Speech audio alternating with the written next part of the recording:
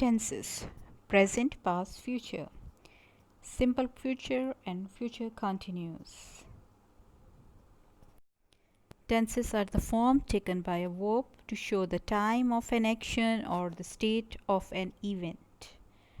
So there are three basic tenses: present, past and future. So present tense, simple present, present continuous, present perfect continuous. We already discussed simple present and present continuous in the previous lessons. Past: simple past, past continuous, past perfect continuous. And simple past and past perfect we discussed in the previous lesson. Future: simple future, future continuous, future perfect continuous. So today we are going to discuss in this lesson simple future and future continuous tenses. Simple future tense consists of subject plus will shall plus first form of verb plus object. Will shall are the helping verbs used with the subject, and subjects are I, we, you, they pronouns and nouns. With singular pronouns we use will, and with plural pronouns like I and we use shall. But if intentions are strong, then we shift these two pronouns with the singular and plural subjects, so it will be later discussed. Plus first form of verb and object be can be present in the sentence. So we use the simple future tense to talk about predictions, the things are coming in future. For example, what we think will happen or think which we cannot control. So let's see some examples. I think it will rain this afternoon. I'm sure you will enjoy the show. So here it is a subject, will rain helping verb and first form of verb. You is a subject, will enjoy, will is a helping verb, and enjoy is again has a verb used. So I think present form and I am sure is also present form. So there are two sentences combined in one sentence. Third is perhaps. He is a subject, he will arrive today. Will helping verbs with singular subject will is used. My father will be 55 tomorrow. So my father is a singular subject, will is used here, and be is a first form of verb, 55 tomorrow. It will be Christmas in a week. It is a subject, will is used with singular subject, be is a verb, Christmas in a week. It's not happen, all these things you can see it will become incoming future. So we also use this tense when we decide to do something at the time of speaking. Examples are: it is cold, I will shut the window. Tea or coffee, I will have tea. So these two examples, you're saying something in the present time, but you also refer to the future, you are going to do something. So to talk about things that we have already decided to do, we use the going to form. Going to form instead of will or shall.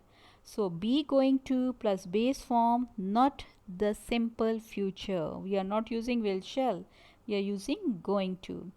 Have you got a washing machine? The answer is no. We are going to buy one next week. Why are you filling the bucket with water? I'm going to wash the car.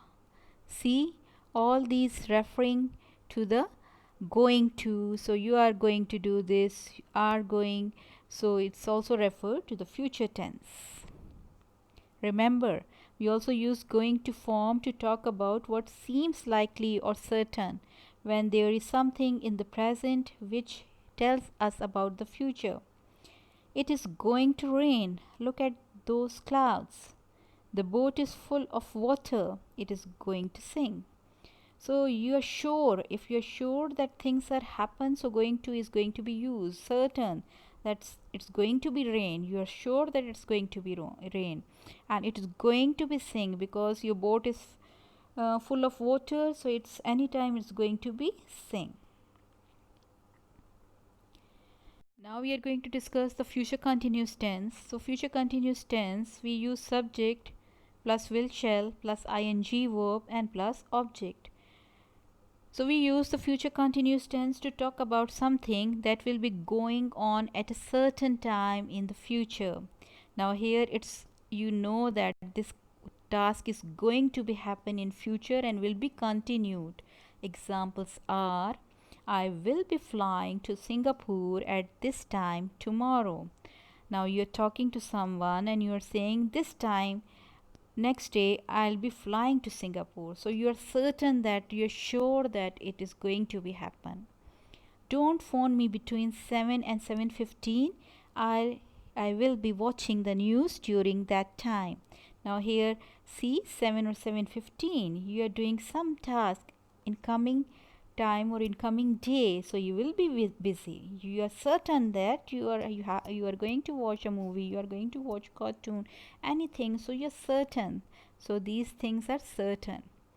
Then remember, this tense is also used for future actions which are fixed, certain or fixed. Example, Mr. Mahad will be giving another lecture at the same time next week. So next week or next day or next hour, you are certain that a person is going to give a lecture or anything. So will be given, will be, this task is continued in the future. So now remember the previous points we discussed in previous lessons, that as you have learned before, the simple present tense and the present continuous tense are also used to talk about the future. We use the simple present when we talk about timetables. The present continuous is used to talk about future plans. So in previous lessons we already discussed the simple present and present continuous. They also refer to the future time as well. So especially simple present, when we refer to the timetables, we make the timetables, we are going to do this task on that time, and future continuous is again going to used in these sentences as well. So summing up our lecture, simple future tense, we have discussed that subject plus will shall plus first form of verb plus object. We use the simple future tense to talk about predictions, what we think will happen or think which we cannot control. We also use this tense when we decide to do something at the time of speaking. We use the future continuous tense to talk about something that will be going on at a certain time in the future.